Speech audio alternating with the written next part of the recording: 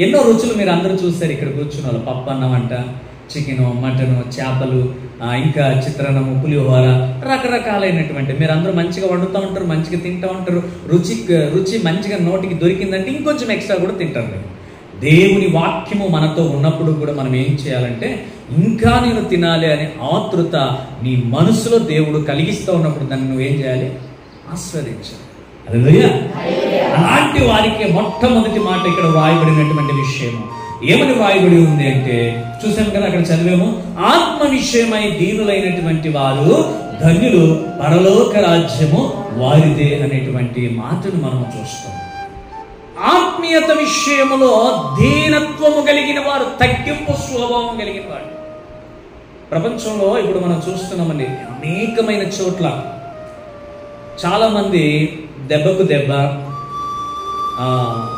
నరికితే ఇంకొకరు నరకటం, కొడితే ఇంకొకరు కొట్టడం మనం చూస్తాం.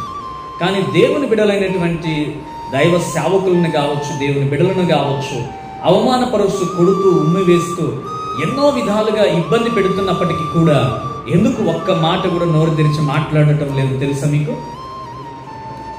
దేవుడు నడిపించినటువంటి తీరును అక్కడ మనం చూస్తున్నాం. దానియేలు సింహం బోనులో ఉన్నప్పుడు భయపడి మనుషుల సహాయమును ఆయన కోరలేదు.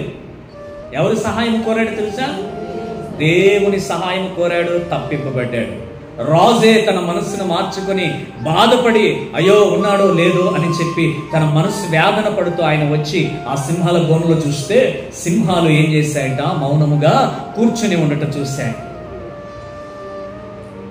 ఆయన తనకు కావలసిన వాళ్ళకి ఎవరికి సంప్రదించలేదు, తన బంధువులను పిలిపించలేదు, తన బలగాన్ని పిలిపించలేదు, తన ఎవరైతే కావలసిన వాళ్ళని పిలిపించలేదు.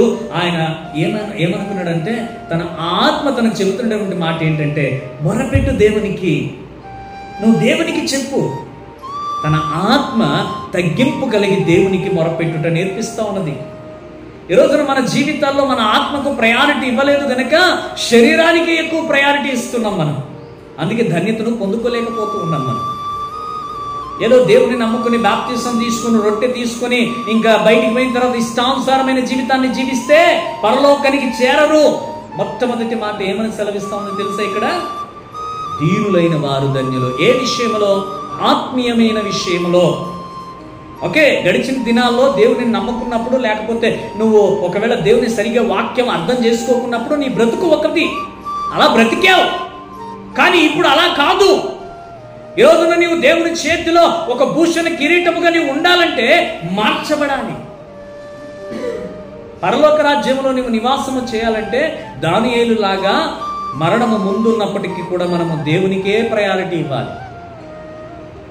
ఇప్పుడు నేను మీకు చెప్తున్నాను, సపోజ్గా ఆదివారము దేవుని సన్నిధి ఇక్కడ ఉంది, ఆదివారము ఇంకొక పెళ్లి ఉంది, దేనికి ప్రయారిటీ ఇస్తారు? ఎంతమంది దేవునికి ఇస్తారు? ఆత్మీయ విషయంలో నీవు దేవునికి ప్రాధాన్యతను ఇచ్చినప్పుడు దానియేలు ఏ విధంగా రక్షింపబడ్డాడు? దానియేలుకి ఎవరు వచ్చారు తెలుసా? సింహాల నోడను మోయటానికి. ప్రార్థించగానే దేవుడు తన దూతను పంపించాడు. ఈరోజు నీ జీవితంలో ఎందుకు పంపించట్లేదంటే, మొదట ప్రయారిటీ దేవునికి కాదు, మొదటి ప్రయారిటీ నీ పనికి ఇస్తున్నావు కనుక. రాయబడి ఉంది, దుఃఖపడువారు ధన్యులు, వారు ఓదార్చబడుదురు. ఆమేన్, హల్లెలూయా. ఏమని వ్రాయబడి ఉందండి అక్కడ? దుఃఖపడువారు ధన్యులు, వారు ఓదార్చబడుదురు. అంటే దుఃఖం అంటే ఏదో నీకు రోగం వచ్చినప్పుడు ఏడ్చే దుఃఖం కాదు, ఎవరైనా కొడితే వచ్చే దుఃఖం కాదు. అర్థమవుతుందా మీకు? నీ ఆత్మీయ యాత్రలో, ఆత్మీయ జీవితంలో నీతిగా నిజాయితీగా బ్రతుకుతూ ఉన్న సమయంలో, దేవుని కొరకు నువ్వు పోరాడుతున్న సమయంలో దుఃఖము కలిగినప్పుడు, దుఃఖము వచ్చినప్పుడు ఆ విషయంలో నువ్వు దుఃఖము కాలిస్తే ఓదార్చు వారిని దేవుడు నీకు ఆల్రెడీ పంపి ఉన్నాడు. నార్మల్గా నువ్వు ఏడిస్తేనే నిన్నెవరో ఒకరు ఓదారిస్తారు. అలాంటప్పుడు నీతి నిజాయితీగా బ్రతుకుతా ఉన్నప్పుడు గనక దుఃఖము కలిగితే, నువ్వు యథార్థముగా బ్రతుకుతా ఉన్నప్పుడు దుఃఖము కలిగితే, దేవుని విషయంలో నీకు దుఃఖము కలిగితే, అంటే పరిచర్యలో, దేవుని పనిలో, ప్రయాణములో, అలాంటి పరిస్థితిలో మనం చూసాం కొన్ని సమయంలో ఎంతోమంది సేవకులు కరపత్రాలు పంచుతూ దేవుని సేవ చేస్తూ ఉన్నప్పుడు, వాళ్ళని కొడుతూ ఉన్నప్పుడు కూడా కొంతమంది సహించుకుంటూ కొంతమంది దుఃఖపడుతూ ఉన్నారు. వారు ధన్యులు అని అర్థమవుతుందా? కొట్లాడుకొని నరుక్కొని చేతులు గాలు ఇరగొట్టుకొని ఈ విషయంలో ఏడిస్తే దుఃఖపడేవారు ధన్యులు కాదు.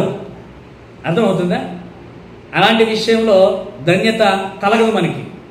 ఏ విషయంలో అంట నీతిగా నిజాయితీగా పరిచర్యలో ఈ విషయంలో గనక మనము నిజముగా దుఃఖపడితే ఆ విషయంలో మనము ఓదార్చబడతాము అనేటువంటి వాక్యం సెలవిస్తుంది. నేను మీకు అన్నాను కదా, మామూలుగా ఏడిస్తేనే మనకి ఎవరో ఒకరు ఓదారుస్తారు. ఎంత ఓదార్పు కదా, అవునా కదా?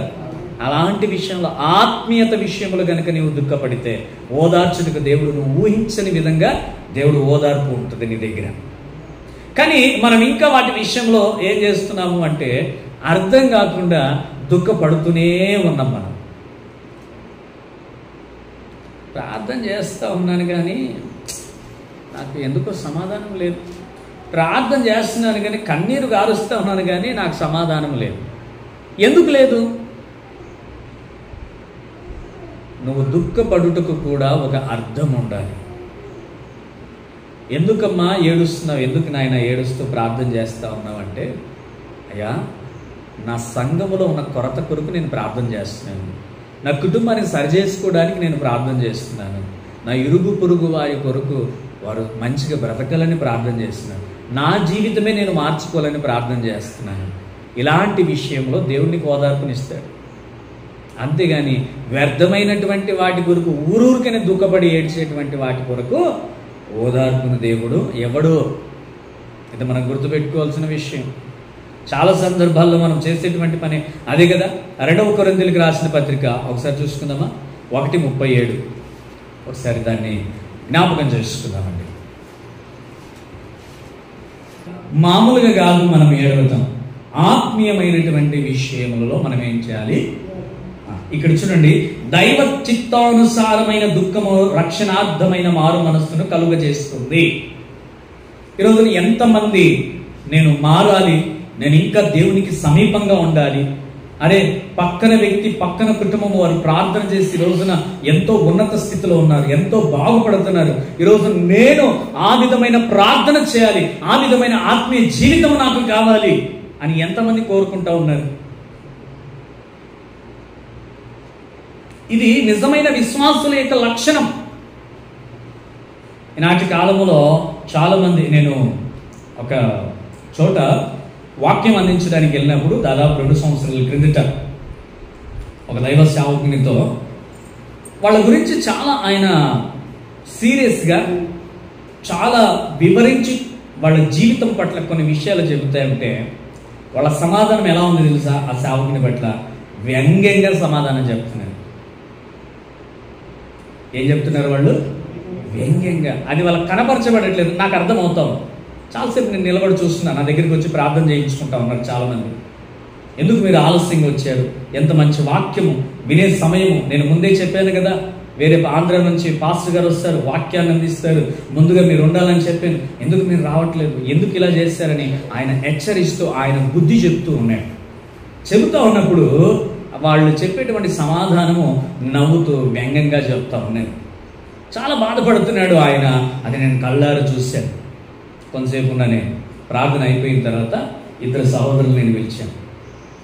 చెప్పండి అన్నా అని చెప్పేసి అన్నారు. మీ అయ్యగారు మీకేం చెప్పారు అన్నారు. అంటే ముందుగా దేవుని సన్నిధికి మీరు రావాలి. కౌగిలి, దాన్ని ఏం చెప్పచ్చు మనము? హత్తుకొని ఓదార్చాడు అని చెప్పచ్చు. అవునా కదా? ఈ రోజున వాళ్ళ తప్పును వాళ్ళు తెలుసుకుని ఏం చెప్పారు దైవ సేవకునితో? ఇంకొకసారి మేము ఎప్పుడు ఆ విధముగా వ్యంగ్యముగా ఆ విధముగా మిమ్మల్ని వేరే దృష్టితో మేము మాట్లాడము, దయచేసి క్షమించండి. దాదాపు 4-5 నిమిషాలు ఆ కాళ్ళ మీద పడ్డారు వాళ్ళు. ఎప్పుడైతే నేను లేయండి అన్నప్పుడు లేచారు. మరలా నా కాళ్ళ మీద పడేకొచ్చి నేను అన్నాను, నా కాళ్ళ మీద కాదు, నీ దైవ సేవకుడే. మళ్ళా అతని కాళ్ళ మీద పడేటప్పుడు ఆయన గుండెలకి ఇద్దరిని హత్తుకొని ఆయన కన్నీరు గార్చాడు. నా లైఫ్లో నేను ఫస్ట్ టైం నా విశ్వాసం నన్ను ఈ రీతిగా హత్తుకోవడం నేను చూస్తున్నాను. Pastor thank you so much అని నన్ను కూడా ఆయన ఏం చేశాడు? హత్తుకున్నాడు. ఆ సంఘములో అది కొదువుగా ఉంది. దేవుడు నాతో మాట్లాడించాడు, నేను మాట్లాడాను.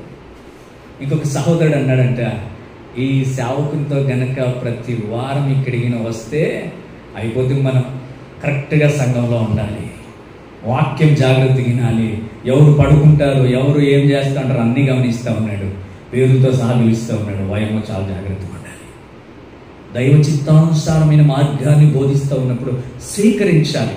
నువ్వు ఓదార్చబడతావు, నువ్వు దీవింపబడతావు. మూడవ మాట ఏమని రాయబడి ఉంది అక్కడ 5వ వచనములో? చదవండి 5వ వచనము, మత్తయి సువార్త 5:5 ఒకసారి చదవండి. సాత్వికులు ధన్యులు, వారు భూలోకమును స్వతంత్రించుకుందరు. ఆమేన్, హల్లెలూయా. సాత్వికులు అంటే ఎవరండి చెప్పండి? అది కొంచెం అచ్చమైనటువంటి తెలుగు పదం. మీకు వస్తుందా బాగానే తెలుగు? మామూలుగా మనం మాట్లాడుకునేది. కానీ సాత్వికులు అంటే ఏం చెప్పండి? సౌమ్యము అంటే, చాలా సౌమ్యము అంటే తగ్గింపు కలిగిన వాళ్ళు, ఏమీ తెలియనటువంటి వాళ్ళు. కొంతమంది వీళ్ళు చాలా గట్టోళ్ళు అంటారు, ఇంకొంతమందిని ఏమంటారు? దానికి ఆపోజిట్ ఏం చెప్తారు? చాలా మెతువ వీళ్ళు, అమ్మా ఏంది తెలియదు వీళ్ళకు, ఏమి వీళ్ళకి? సాత్వికులు. దేవుడు సాత్వికుడు. హల్లెలూయా, హల్లెలూయా. తన బిడ్డలు ఎలా ఉండాలంట? సాత్వికము కలిగి ఉండాలి. ఇక్కడ చూడండి, క్లియర్గా వ్రాయబడింది అన్నమాట. సాత్వికులు ధన్యులు, వారు భూలోకమును స్వతంత్రించుకుంటారు. వాళ్ళు ఏడుతారు. ఇప్పటి కాలంలో బలము, డబ్బు, ఇంకేమి పక్కన ఏమంటారు కదా, బాడీ గార్డ్స్, డబ్బు, ఆస్తి, ఐశ్వర్యము, ఇలా ఉన్నవారు గొప్పగా ఏలుతూ ఉన్నారు. కానీ దేవుని రాకడకు ముందు కొన్ని సూచనలు జరుగుతాయి. అలాంటప్పుడు ఏం జరుగుతుంది తెలుసా? దేవుని బిడలైనటువంటి సాత్వికులు భూలోకమును స్వతంత్రించుకుంటారు. ఆమేన్, హల్లెలూయా. అందులో నువ్వు ఉండొచ్చు, నేను ఉండొచ్చు. ఇప్పటి నుండే ఆ వాక్యము ద్వారా మనం ఏం చేయాలంట? సరి చేయబడేటువంటి రీతిగా మనము ఉండాలి. అదే దేవుని వాక్యం సెలవిస్తుంది. యెషయా గ్రంథము 61వ అధ్యాయము 2వ వచనం ఒకసారి చదువుకుందామా? యెషయా గ్రంథము 61:2. అక్కడ ఒక మాట రాయబడి ఉంది. యెహోవా హితవత్సరమును మన దేవుని ప్రతిదండన దినమును ప్రకటించుటకును దుఃఖాక్రాంతులందరినీ కూడా ఆయన ఏం చేస్తాడంట? ఓదార్చేటువంటి దేవుడే ఉన్నాడు. ఆమేన్, హల్లెలూయా, హల్లెలూయా. ఇక్కడ చాలా క్లియర్ అయినటువంటి మాట ఏంటంట? సాత్వికులు అనేటువంటి వాళ్ళు భూలోకాన్ని స్వతంత్రించక మునుపు ఆయన చేసేటువంటి మాట ఇక్కడ చూస్తున్నాం. చూడండి, ప్రతిదండన దినమును ప్రకటించుటకు దుఃఖాక్రాంతులందరినీ కూడా ఆయన ఏం చేస్తాడంట? ఓదార్చే దేవుడై ఉన్నాడంట. మీకు మనం రెండో మాట మనం చదువుకున్నాం కదా, దుఃఖాక్రాంతము గురించి, దుఃఖపడేటువంటి వారి గురించి. ఇక్కడ సాత్వికుల గురించి కూడా చాలా క్లియర్గా వ్రాయబడినటువంటి మాట. ఈ రోజున చాలా మంది ఇంటినే స్వతంత్రించుకోలేని